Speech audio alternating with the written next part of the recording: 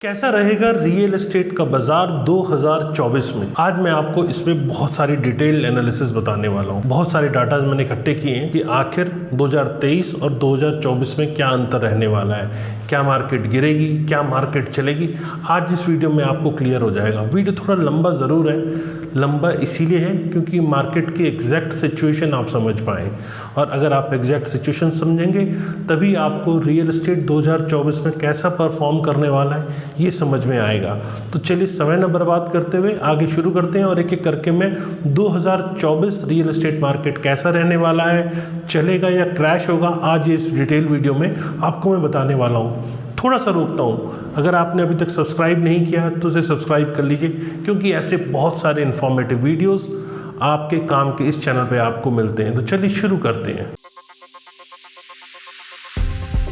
नमस्कार, मैं हूं प्रदीप मिश्रा। प्रॉपर्टी मिश्रा शो में आपका स्वागत है। यहां हम आपको प्रॉपर्टी और प्रॉपर्टी मार्केट की हकीकत बताते हैं। नो बकवास, डायरेक्ट काम की बात। चलिए शुरू करते हैं। इंडियन रियल एस्टेट मार्केट 2023 के अंदर ऑल टाइम हाई, मतलब सेल्स वॉल्यूम की बात करूं तो यहां बायर्स ने जम के खरीदारी करी है और बहुत सालों के बाद ऐसा टाइम आया है कि जब बायर्स ने जम के खरीदारी करी है। और इंटरेस्ट रेट भी पिछले 6 सालों के कंपैरिजन में करें तो इंटरेस्ट रेट भी यहाँ पर हाईएस्ट पीक के ऊपर थे, लेकिन उसके बावजूद भी खरीदारी 2023 में बहुत हुई है। जो प्रॉपर्टी रेट एक्सपेक्टेड है 2024 में वो करीब 10 से 15% इंक्रीज के, जिस हिसाब से कंस्ट्रक्शन मटेरियल के कॉस्ट बढ़ रहे हैं और डिमांड घरों की बढ़ रही है, उस हिसाब से कंस्ट्रक्शन मटेरियल का कीमतों का बढ़ना भी कहीं हद तक प्रॉपर्टी मार्केट के रेट्स के अंदर कंज्यूम होता हुआ दिख रहा है। मतलब यहाँ पे 10 से 15% कंस्ट्रक्शन मटेरियल के कॉस्ट बढ़ने के कारण उसकी कीमत रियल एस्टेट प्रॉपर्टी प्राइजेस पे आती हुई दिख रही है। 10 से 15% मुझे लगता है कि 2024 में कीमतें यहाँ बढ़ सकती हैं। जो प्रॉपर्टी प्राइजेस टॉप सिटीज़ के हैं जो प्रोजेक्ट किए जा रहे हैं, वहाँ पर 2024 के हिसाब से, मैं टॉप सिटीज़ मतलब टॉप 7 सिटीज़ की बात कर रहा हूँ इंडिया के, तो उसमें 10 से 15% के आसपास का इंक्रीमेंट भी दिख रहा है। वैसे कुछ लोगों का ये भी मानना है कि इलेक्शन आ रहे हैं तो शायद कुछ दिनों के लिए मार्केट पॉज करे, तो पॉसिबिलिटी थोड़े दिनों के लिए पॉज के दिख रही है। लेकिन जिस हिसाब से 2023 में परफॉर्म किया है वैसे ही 2024 का परफॉर्मेंस यहाँ नज़र आ रहा है। जैसे मैंने बताया 10 से 15% का यहाँ प्रॉपर्टी प्राइस इंक्रीज भी मेरे को दिख रहा है, क्योंकि यहाँ जो आप रिकॉर्ड सेल रेजिडेंशियल प्रॉपर्टी में देख रहे हैं, बोथ मैं बात करूंगा value in terms of real estate की बात करें तो डाटा जो कहते हैं वो ये कहते हैं कि अफोर्डेबल हाउसिंग हो या मिड हाउसिंग हो या फिर लग्जरी हाउसिंग हो, इन सब में बहुत तेजी देखने को मिली है। और कोविड के बाद से लोगों का जो ये आइडिया है कि रेंट से हटके हमें ओनरशिप प्रॉपर्टी की करनी है, इसके पीछे ये सबसे बड़ा फैक्टर है। ग्रोइंग मिडिल क्लास और रैपिड अर्बनाइजेशन ये फ्यूल कर रहे हैं यहाँ डिमांड ऑफ एफोर्डेबल हाउसिंग को बढ़ने में। और स्पेशली टीयर 2 टीयर 3 सिटीज़ की बात करें तो उनमें सबसे ज़्यादा इंपॉर्टेंट रोल रैपिड अर्बनाइजेशन और मिडिल क्लास की इनकम के अंदर ग्रोथ दिख रही है। यहाँ डेवलपर्स भी फोकस कर रहे हैं कि स्मॉलर यूनिट्स बनाएं, क्योंकि इंटीग्रेटेड टाउनशिप्स अगर स्मॉलर सिटीज़ के अंदर टीयर 2 टीयर 3 सिटीज़ के अंदर आ रही हैं और विद फ्लेक्सिबल पेमेंट प्लान आ रही है, तो यहाँ पर लाइफस्टाइल चेंज करने की चाहत में लोग टीयर 2 टीयर 3 सिटीज़ में भी इंटीग्रेटेड टाउनशिप्स के अंदर या ग्रुप हाउसिंग्स के अंदर प्रॉपर्टी बाय कर रहे हैं। यहाँ इन्वायरमेंटल कॉन्शियसनेस भी एक इम्पॉर्टेंट रोल प्ले कर रहा है, क्योंकि उससे एक शिफ्ट आया है बाइंग ट्रेंड के अंदर। लोग अब सस्टेनेबल हाउसिंग सॉल्यूशंस ढूंढ रहे हैं, ग्रीन बिल्डिंग ढूंढ रहे हैं और एनर्जी एफिशिएंट टेक्नोलॉजी के साथ साथ इको फ्रेंडली मटेरियल यूज़ करने वाले जो प्रोजेक्ट्स हैं वो आजकल पॉपुलैरिटी गेन कर रहे हैं। इससे बायर्स अट्रैक्ट हो रहे हैं, इन्वेस्टर्स भी आ रहे हैं और कहीं हद तक एक बैलेंस बन रहा है। मतलब मॉडर्न लिविंग और एनवायरमेंटल रिस्पॉन्सिबिलिटी टेक्नोलॉजी के साथ ये एक अपने आप में बैलेंस बना रही है। और इसके साथ साथ रियल एस्टेट मार्केट में जो नई टेक्नोलॉजी अडॉप्ट की जा रही है उसका भी बहुत बड़ा रोल है। Home buyers virtual tour, online booking platform या AI powered property management system, ये सब चीज़ें यूज़ करके अपने बाइंग एक्सपीरियंस को एनहांस कर रहे हैं। इससे जो प्रोसेस है बहुत ईजियर हो गया है, स्मूथ हो गया, कन्वीनियंट हो गया है और इससे ईजिली प्रॉपर्टीज़ मैनेज भी हो जाती हैं। तो बायर्स नए एक्सपीरियंस के साथ अब प्रॉपर्टी मार्केट में उतर रहे हैं। अब बात करते हैं टीयर 1 सिटीज़ की, जैसे मुंबई, दिल्ली, नोएडा, बेंगलोर, हैदराबाद, गुड़गांव, चेन्नई। अगर इन एरिया की बात करें तो इन एरिया में भी रेजिडेंशियल प्रॉपर्टी में डिमांड बहुत अच्छी रही है। Most of the office spaces की बात करें तो सेंट्रल बिजनेस डिस्ट्रिक्ट CBD के अंदर बहुत ज़्यादा बिजनेस एक्टिविटी देखने को मिली है, तो इससे एक मोमेंटम गेन हुआ है और इस मोमेंटम के पीछे यंग प्रोफेशनल्स का अपने वापस आना है, मतलब ऑफिस में वापस ज्वाइन करना है। इससे रेजिडेंशियल डेवलपमेंट भी काफ़ी अब हो रही है, मतलब कॉर्पोरेट हब का भरना बिजनेस अपॉर्चुनिटी को डेवलप तो कर ही रहा है, लेकिन साथ साथ रेजिडेंशियल डेवलपमेंट्स को भी इंक्रीज कर रहा है। बड़े ब्रांड जैसे कि जिनका ट्रैक रिकॉर्ड अच्छा है, जो इनका प्रोजेक्ट का एग्जीक्यूशन का रिपोर्ट कार्ड बहुत अच्छा है, ऐसे डेवलपर्स पे इन्वेस्टर्स भी बैठ के खेल रहे हैं। इन्वेस्टर्स अब बड़ी मात्रा के अंदर प्रॉपर्टी के अंदर इन्वेस्ट कर रहे हैं, मतलब ऐसा भी है कि एक से ज़्यादा भी अपार्टमेंट खरीद रहे हैं, तो इससे सप्लाई भी कंज्यूम हो रही है। अभी आपने एक रिसेंटली एग्जांपल देखा, DLF का प्रोजेक्ट आया सेक्टर 77 में प्रीवाना के नाम से, वहाँ करीब 1100-1150 अपार्टमेंट जो कि करीब 6.5 से लेकर 8 करोड़ के बीच में थे, बहुत अच्छे रिस्पांस के साथ, मतलब करीब 8000 करोड़ की सेल यहाँ पर DLF ने की, बहुत कम समय में और बहुत अच्छी सेल करके दिखाई। तो उसी प्रकार DLF के साथ साथ प्रेस्टीज, मैक्रोटेक, गोदरेज, शोभा डेवलपर्स, ऐसे बहुत सारे डेवलपर्स हैं जो लगातार अच्छी सेल्स बुक कर रहे हैं और करीब 12 से 15 हज़ार करोड़ रुपए एक फिजिकल ईयर के अंदर सेल्स बुक कर रहे हैं। तो ये एक्सपेक्टेड है कि ये परफॉर्मेंस 2023-24 के अंदर जो रही है वो आगे आने वाले टाइम में भी आगे चलती रहेगी। अब बात करते हैं टीयर 2 सिटीज़ की। टीयर 2 सिटीज़ जैसे कि अहमदाबाद, चंडीगढ़, इंदौर, सोनीपत, वाराणसी, लखनऊ, अगर हम इनकी बात करें तो इसके अंदर भी डिमांड में अपस्टिक आई है, मतलब डिमांड यहाँ बढ़ी है और जो सबसे ज़्यादा डिमांड इंफ्रास्ट्रक्चर ग्रोथ के कारण बढ़ी है। जिस हिसाब से इंफ्रास्ट्रक्चर डेवलपमेंट हुआ है वैसे वैसे लोग पोटेंशियल जो बायर्स हैं या इन्वेस्टर्स हैं वो इन एरियाज़ में भी अपनी अल्टरनेटिव इन्वेस्टमेंट देख रहे हैं और कंजेशन और पॉल्यूशन से बाहर निकलकर अगर टीयर 2, टीयर 3 सिटीज़ में देख रहे हैं तो ये गलत भी नहीं है, क्योंकि इंफ्रास्ट्रक्चर डेवलपमेंट ने उन एरियाज़ में भी अच्छे इन्वेस्टमेंट अपॉर्चुनिटीज़ को डेवलप किया है। अब बात करते हैं गुरुग्राम की। यहाँ गुरुग्राम में रियल एस्टेट बायर्स इस टाइम पर बहुत अच्छी प्रॉपर्टी बाइंग कर रहे हैं। द्वारका एक्सप्रेसवे अपने आप में एक एपी सेंटर बना हुआ है इन्वेस्टमेंट का, और गुरुग्राम में स्पेशली द्वारका एक्सप्रेसवे की जब हम बात करते हैं तो 111, 112, 113 sector, 110, 109, 108, 107, 106, 104, 102, 103, 99, 88B, 37D, 36A, 36B etcetera, ऐसे बहुत सारे सेक्टर्स हैं। वैसे यूनियन कैबिनेट ने जो गुरुग्राम के अंदर मेट्रो कनेक्ट की, उससे ओल्ड गुरुग्राम के अंदर भी प्रॉपर्टी खरीदारों की अब काफ़ी ज़्यादा चहक दिखने लगी है। द्वारका एक्सप्रेसवे के पास सेक्टर 9 के पास में जो मेट्रो स्टेशन है, या फिर पालम विहार कृष्णा चौक के पास में जो मेट्रो स्टेशन है, ये द्वारका एक्सप्रेसवे के पास के मेट्रो स्टेशन है। वैसे पहले 101, 104 तक एक स्पर था जो कि कनेक्टेड था, बाद में उसको चेंज किया गया, तो इससे द्वारका एक्सप्रेसवे पे थोड़ा सा निराशा ज़रूर आई, लेकिन चूंकि मेट्रो कनेक्टिविटी बहुत ज़्यादा दूर नहीं है, सेक्टर 9 और कृष्णा चौक दोनों पास पास है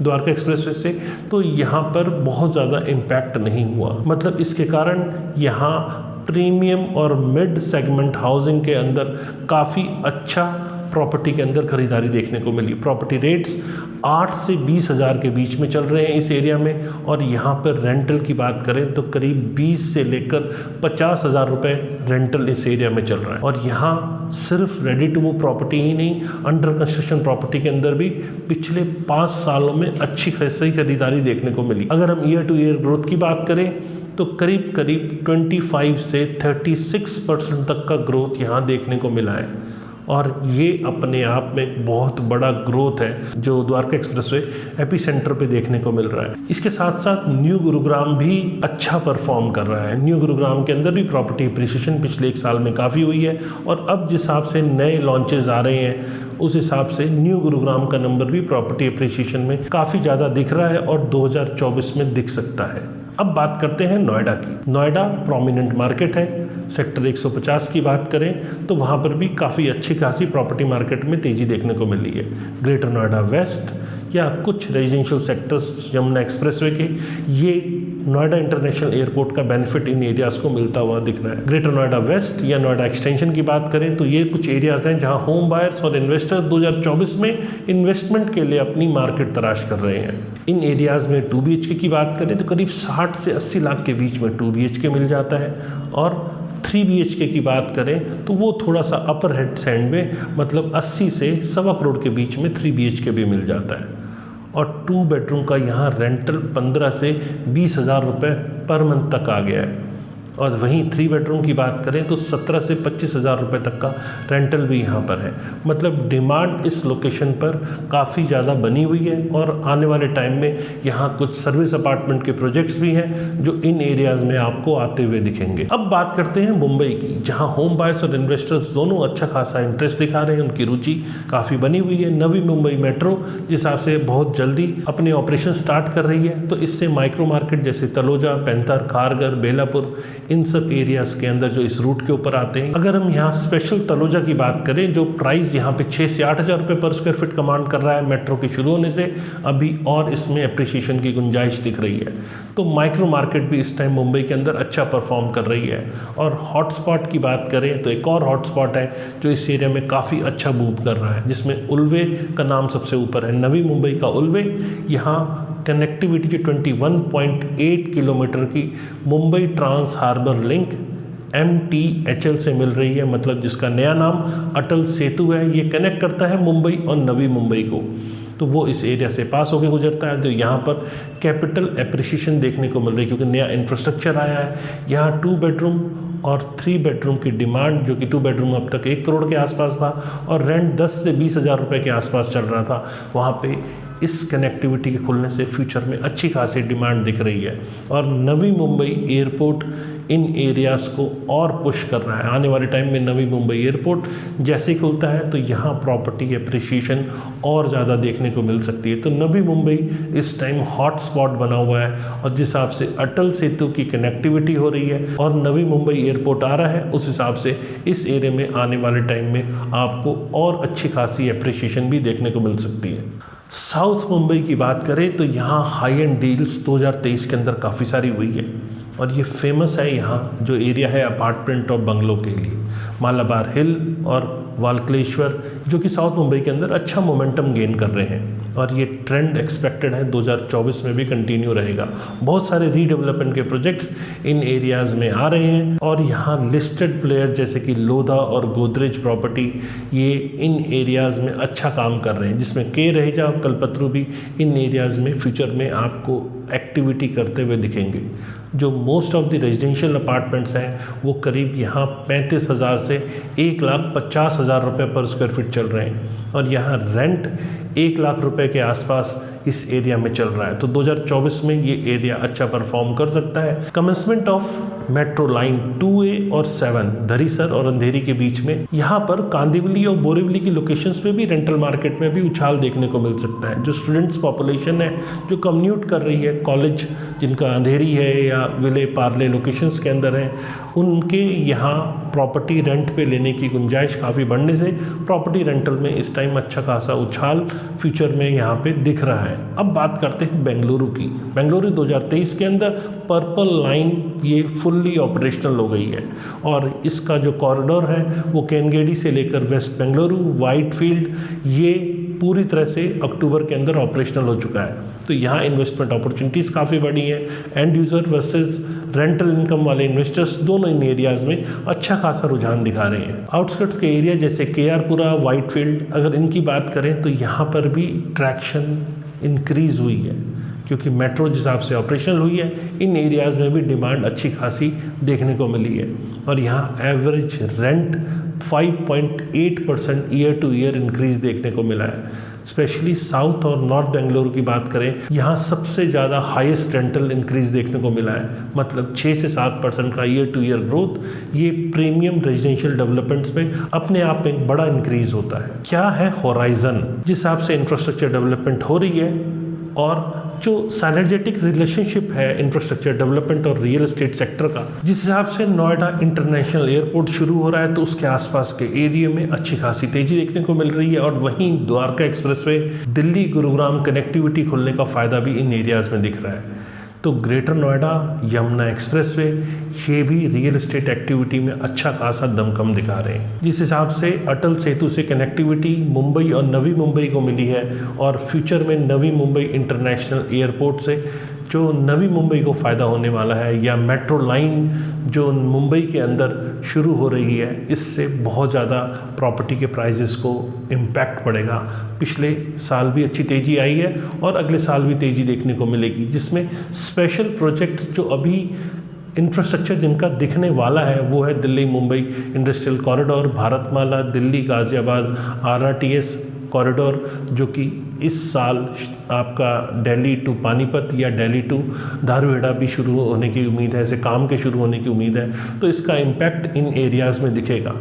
और साथ में 100 एयरपोर्ट 2024 में जो बनाने की तैयारी की जा रही है, उससे रियल एस्टेट मार्केट में Tier 2, Tier 3 सिटीज़ के अंदर भी दमखम दिखेगा। मतलब यहाँ पर भी डिमांड अच्छी आएगी। तो प्रोमिनेंट नेशनल लेवल डेवलपर हैं, वो इन एरियाज़ को ऑलरेडी एक्सप्लोर कर रहे हैं और इन्वेस्टर्स भी इन एरियाज़ की तरफ ध्यान दे रहे हैं। फिर बात करते हैं कमर्शियल के अंदर क्या चेंज आ रहा है। कमर्शियल रियल एस्टेट के अंदर बहुत सारी चीज़ें चेंज हो रही है, जैसे कि बिजनेस नीड, जो कंज्यूमर बिहेवियर है वो चेंज हो रहा है, रीशेप हो रहा है। मतलब डिमांड एक तरह से एक नई डिमांड क्रिएट हो रही है। और इस ट्रेंड के अंदर flexible work space, catering need of startups, freelancer और establishing business seeking flexible and cost effective solutions, जो अगर बिल्डर लेकर आता है तो उनके अंदर डिमांड दिख रही है। मतलब ये एक चेंज है जिसे रियल एस्टेट मार्केट को एक्सेप्ट करना पड़ेगा, और अगर ये चेंजेस नज़र आते हैं तो उन एरियाज़ में डिमांड दिख सकती है। एक नई डिमांड है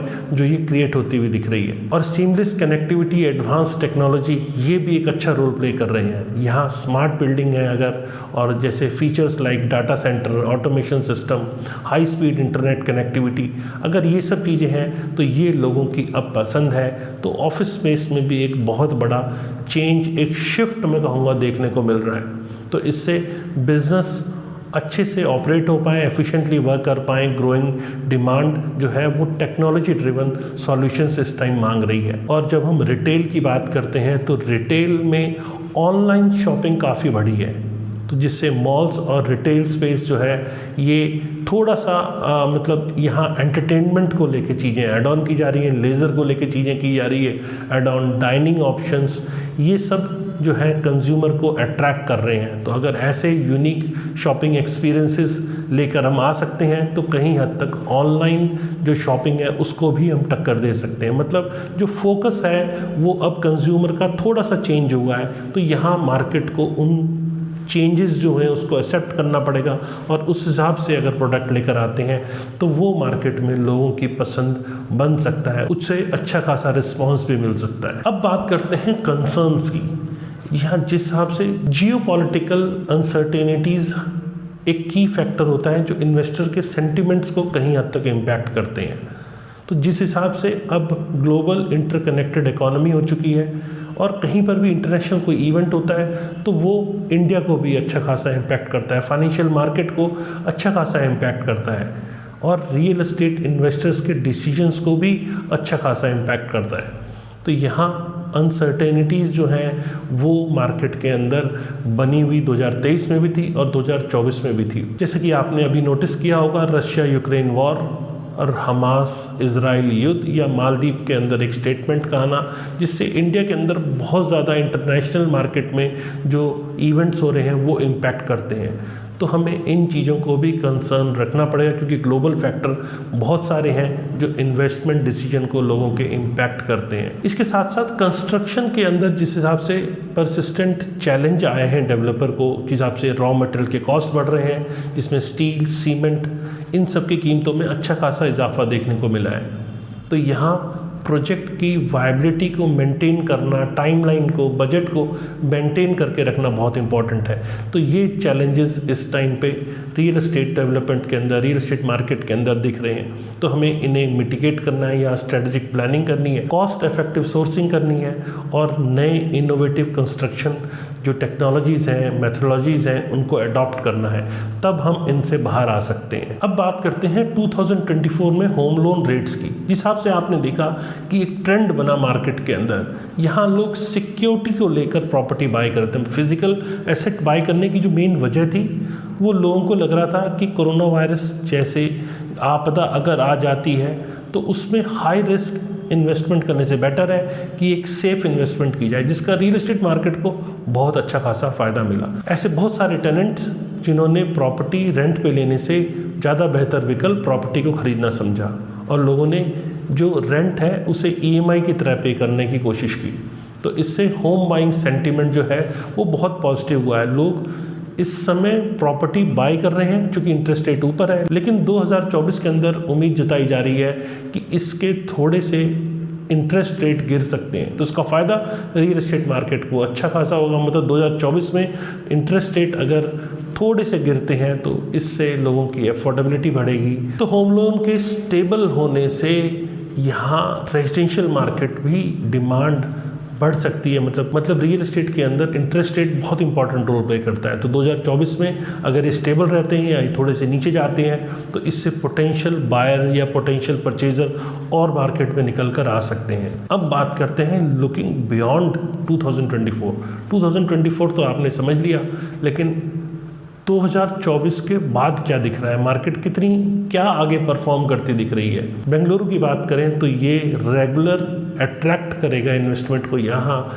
डिमांड जनरेट होती हुई नजर आएगी। इसमें कमर्शियल स्पेस हो या रेजिडेंशियल हो। उसी प्रकार Tier 2 और Tier 3 सिटीज़ की बात करें तो इसमें भी अच्छा खासा इन्वेस्टमेंट आता हुआ दिख रहा है, स्पेशली वेयर हाउसिंग और लॉजिस्टिक इंफ्रास्ट्रक्चर के अंदर। और सबसे ज़्यादा रेजिडेंशियल प्रॉपर्टीज़ जो इंडस्ट्रियल जोन के आसपास है, उसमें भी अच्छा खासा आने वाले टाइम में लोगों को प्रॉपर्टी पे रिटर्न मिलता हुआ दिख रहा है। फिर जब हम लग्जरी की बात करते हैं, लग्जरी का सेगमेंट जो है वो 1.5 करोड़ प्लस की प्रॉपर्टी लग्जरी प्रॉपर्टी के अंदर काउंट होने लगी है।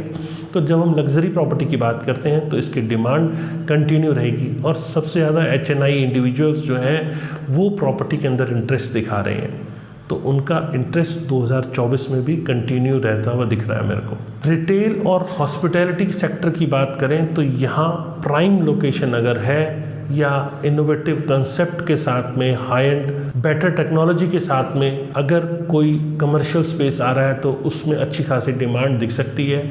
वहाँ मार्केट बहुत ज़्यादा इम्पैक्ट नहीं करेगी। लेकिन अगर वही पुराने ढर्रे पे चीज़ें बनती हैं तो कहीं हद तक कमर्शियल बहुत ज़्यादा बेटर परफॉर्म ना करे। मतलब एक ऑनलाइन जो कंपटीशन है वो कमर्शियल को मिलता हुआ दिख रहा है। इंडिया के हाउसिंग मार्केट साइज़ की बात करें तो $30 बिलियन 2025 तक ये पहुंचता हुआ दिख रहा है, और इसमें digital platforms real estate transaction के अंदर काफ़ी इंपॉर्टेंट रोल प्ले कर रहे हैं, और इसके अभी और इंक्रीज़ होने की उम्मीद है। Current size and future projection, market size real estate की बात करें तो अभी 2017 में ये करीब $180 बिलियन था, और 2025 के अंदर ये करीब $650 बिलियन तक होने की उम्मीद है।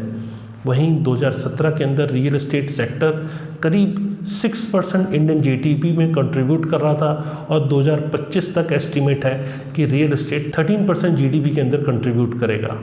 ये इकोनॉमी के अंदर लार्ज कंट्रीब्यूटर साबित होगा। तो अगर रियल एस्टेट चलता है तो इसका फ़ायदा सभी सेक्टर्स को मिलता है। तो रियल एस्टेट का चलना बहुत ज़रूरी है, और जिस हिसाब से इसकी प्रोजेक्शन की जा रही है 13% के आसपास 2025 तक, ये अपने आप में एक बड़े नंबर्स हैं जिसका फ़ायदा रियल एस्टेट मार्केट को काफ़ी मिलता हुआ दिख रहा है। अब बात करते हैं ग्रोथ ट्रेंड की। जी हाँ, रियल एस्टेट मार्केट का जो ग्रोथ है वो अभी अच्छा खासा दिख रहा है, जिस हिसाब से 5.8 ट्रिलियन 2047 तक, मतलब $5.8 ट्रिलियन 2047 तक पहुंचने की उम्मीद है। और लास्ट ईयर नाइट रैंक और नारेटको की रिपोर्ट की बात करें तो लास्ट ईयर $477 बिलियन था, और ये अब 5.8 ट्रिलियन 2047 तक पहुंचने की उम्मीद भी जताई जा रही है। तो ये एक पॉजिटिव ट्रेंड अभी कंटिन्यू होता हुआ दिख रहा है। यहाँ एक इम्पॉर्टेंट चीज़ भी मैं आप लोगों को बताना चाहूँगा। जिस हिसाब से प्रॉपर्टी की कीमतें बढ़ रही है, कई जगहों पे ये लगता है इलॉजिकल भी है, क्योंकि एरिया के अंदर लिमिटेड ग्रोथ में बायर रेडी रहता है प्रॉपर्टी बाई करने के लिए, लेकिन अगर अनएक्सपेक्टेड प्राइस बढ़ा दी जाते हैं तो लोग चाह के भी प्रॉपर्टी बाई नहीं कर पाते। तो अगर रिजनेबल प्रॉपर्टी मार्केट में प्राइस इंक्रीज होंगे तो मार्केट में इस टाइम बहुत सारे प्रॉपर्टी बायर्स हैं, मार्केट में इन्वेस्टर्स हैं जो प्रॉपर्टी के अंदर इन्वेस्ट करना चाह रहे हैं। लेकिन अगर बेहतरियाँ कीमत बगैर किसी वजह के बढ़ा दी जाएगी तो एक टाइम ऐसा आएगा कि लोगों की रीच से वो दूर हो जाएगी, और रीच से दूर हो जाएगी तो मार्केट स्टेबल हो जाती है और टाइम उसे ठीक करता है। तो ऐसी सिचुएशन डिमांड को रोकने के लिए डेवलपर द्वारा मैं चाहूँगा कि ऐसी सिचुएशन ना आए और रियल एस्टेट मार्केट अच्छा परफॉर्म करता रहे। तो जो सप्लाई साइड में लोग हैं उनसे भी मेरी रिक्वेस्ट है कि मार्केट कंटिन्यू चले, उसके लिए रीज़नेबल प्राइस इंक्रीज़ हो। अगर डिमांड है तो प्राइस इंक्रीज़ बिल्कुल होना चाहिए, लेकिन वो रीज़नेबल होगा तो और प्रॉपर्टी बायर्स अट्रैक्ट होंगे और ज़्यादा सेल होगी। और रियल एस्टेट का चलना इंडियन जीडीपी के लिए बहुत इंपॉर्टेंट है, क्योंकि उससे बहुत सारी एंसिलरी इंडस्ट्रीज़ हैं, उनको भी इसका फ़ायदा मिलता है। अब बात करते हैं कंक्लूज़न की। देखिए, रियल एस्टेट मार्केट बहुत अच्छा कर रही है, लेकिन जैसे मैंने बताया फ्यूचर अनसर्टेनिटीज़ की बात भी कई बार आती है।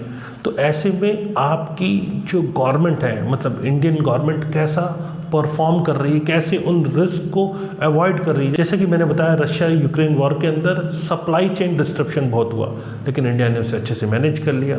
कोविड के अंदर पूरा वर्ल्ड इम्पैक्टेड हुआ, लेकिन इंडिया ने उसे अच्छे से मैनेज किया। तो इंडियन गवर्नमेंट कितना अच्छे से मैनेज कर पा रही है कोई भी इंटरनेशनल इवेंट को, इससे भी रियल एस्टेट की मार्केट बहुत ज़्यादा इम्पैक्ट करती है। तो रियल एस्टेट अभी पॉजिटिव 2024 में दिख रही है, लेकिन गवर्नमेंट का अच्छे से उसे मैनेज कर पाना, मतलब गवर्नमेंट के अच्छे इनिशिएटिव्स ही इन्वेस्टर्स के अंदर कॉन्फिडेंस पैदा करते हैं, उसी से मार्केट डायनामिक्स इंप्रूव होते हैं। मार्केट में अफोर्डेबिलिटी गवर्नमेंट की पॉलिसीज से आती है। जैसे गवर्नमेंट ऑलरेडी प्लान कर रही है क्रेडिट लिंक सब्सिडी स्कीम को एक नए रूप में, क्योंकि अर्बन पुअर को भी इसकी ज़रूरत है, तो उसके लिए अर्बन पुअर के लिए एक नए तौर पे नए तरीके से उसे लेकर आने की कोशिश कर रही है। तो इससे लोगों की अफोर्डेबिलिटी बढ़ेगी, क्योंकि अफोर्डेबल हाउसिंग का आना बहुत ज़रूरी है और वो भी ओवरऑल ग्रोथ में अच्छा खासा पार्टिसिपेट करता है।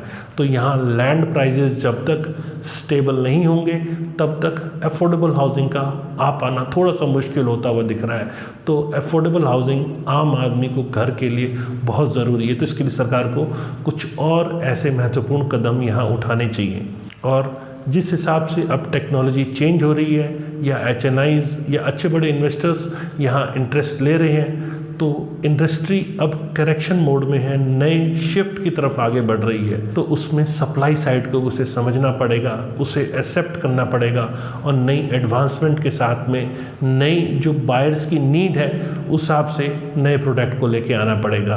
तो अच्छा रियल एस्टेट परफॉर्म कर सकता है। कैसा लगा आपको मेरे द्वारा ये बनाया हुआ इन्फॉर्मेटिव वीडियो? अगर अच्छा लगा तो लाइक कमेंट शेयर ज़रूर कीजिए, और फ्यूचर में और रेगुलर ऐसे इन्फॉर्मेटिव वीडियोस देखने के लिए मुझे सब्सक्राइब करें। नमस्कार, जय हिंद।